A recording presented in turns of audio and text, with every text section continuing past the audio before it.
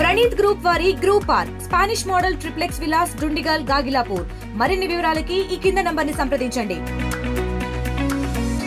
మేమంతా మీ మంత్రి ఎవరై అంటే మేము పొంగూరు నారాయణ గారు పురపాలక శాఖ మంత్రి అంటాం.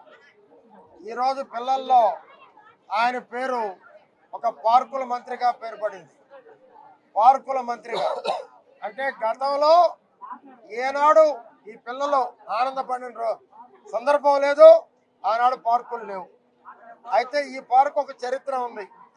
ఈ పార్కులో 2017లో ఒకరు ఆక్రమించేసి ఒక పట్టా తెచ్చారు. ఆనాడు పూర్ణచంద్రరావు గారు, తిరుపతి నాయుడు గారు, వాళ్ళ మిత్రులంతా, పెద్ద మనుషులంతా, రిటైర్డ్ ఎంప్లాయీస్ అంతా కూడా, బాబురావు వీళ్ళందరూ కూడా మా దగ్గరికి వచ్చారు.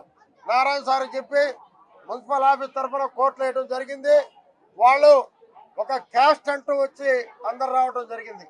ఎట్టి పరిస్థితుల్లో ఈ పార్క్ని ఇక్కడే కట్టి నిర్మిస్తాం అని గట్టిగా ఆ రోజు బాలాజీ వాళ్ళకి నిలబడి నారాయణ సార్ సహకారంతో తిరిగి వాళ్ళు ఇక్కడి నుంచి పంపి చేసి ఒక పార్క్ నిర్మించారని చెప్పి మనం చేస్తా ఉన్నాం.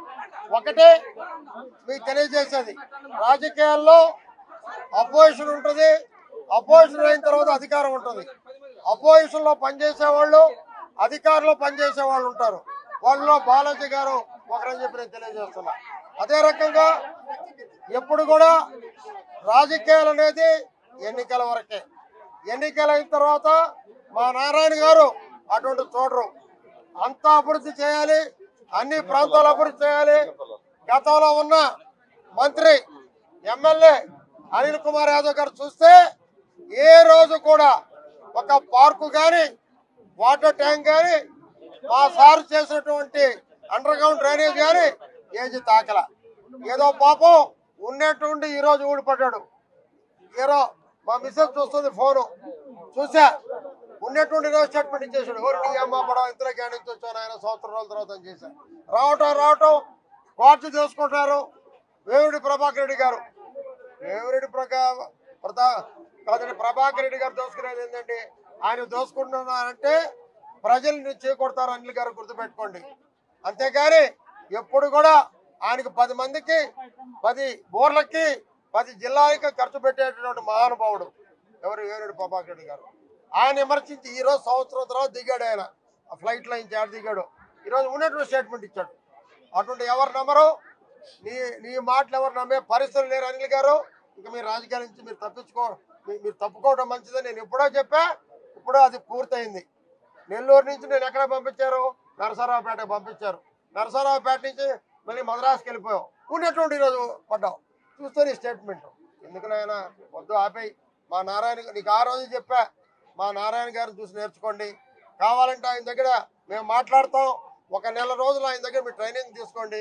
పార్కులు ఎలా చేయాలి, అండర్ గ్రౌండ్ డ్రైనేజ్ ఎలా చేయాలి, రోడ్లు ఎలా చేయాలి, సైడ్ కాలువలు ఎలా చేయాలి, ప్రజలకు ఎలా సేవ చేయాలి అనేది నారాయణ గారి దగ్గర తెలుసుకోమని చెప్పి అనేక సందర్భాల్లో చెప్పా. నారాయణ గారు తిట్టొద్దు, నారాయణ అంటే దేవుడు అని అనేక సార్లు చెప్పా. నా మాట వినలా. అందుకే ఏమైపోయాడో ఎవరికి తెలియదు.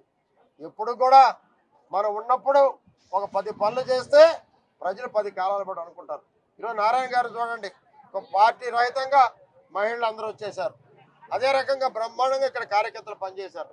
వారికి బాలాజీ గారు నాయకత్వం వహించారు. ఒక మంచి మంత్రి, ఒక పార్కుల మంత్రి, ఒక అభివృద్ధి మంత్రి, ఒక పక్క నెల్లూరు జిల్లా చూడొచ్చు, ఒక పక్క రాష్ట్రం చూస్తూ, ఒక పక్క రాజధాని నిర్మాణానికి ఆంధ్రుల ఆత్మగౌరవం కాపాడేందుకు నిరంతరం కృషి చేస్తున్నటువంటి నారాయణ గారికి మిమ్మల్ని అందరూ ఆశీర్వదించమని కోరుకుంటూ సెలవు తీసుకున్నాం. మరిన్ని వీడియోస్ కోసం ఛానల్ ని సబ్స్క్రైబ్ చేయండి. లేటెస్ట్ అప్డేట్స్ కోసం వాట్సాప్ ఛానల్ ని ఫాలో అవ్వండి. ఆ లింక్ డిస్క్రిప్షన్ లో ఉంది.